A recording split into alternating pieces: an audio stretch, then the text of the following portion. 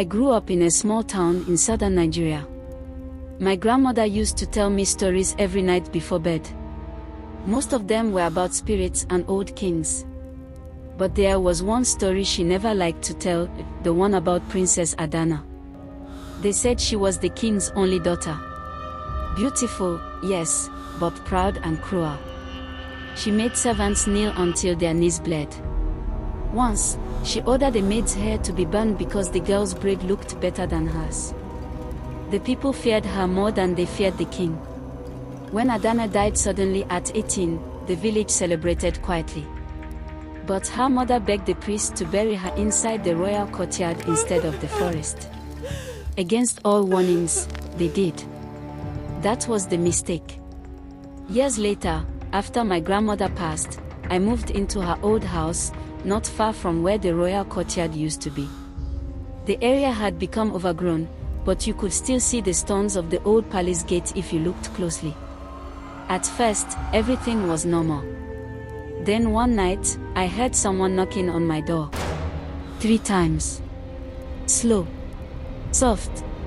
Hard. I thought maybe it was my neighbor, but when I opened the door, no one was there. Just the smell of wet clay. It kept happening every few nights. Always the same knock. Always around 1 a.m. Then I started noticing footprints in the red soil near my window.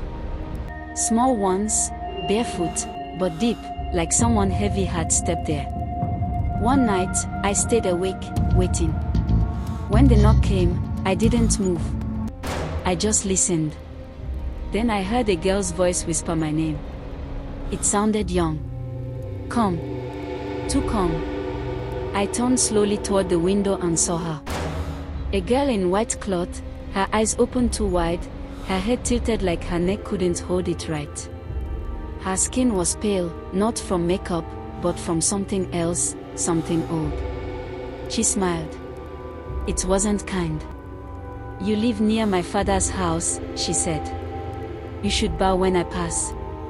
I tried to shout but nothing came out.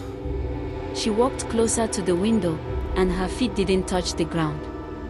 The air smelled like burnt hair and earth. I remember falling backward. When I woke, it was morning. The window was open, and the soil outside was marked with the shape of 2 knees pressed deep into the ground.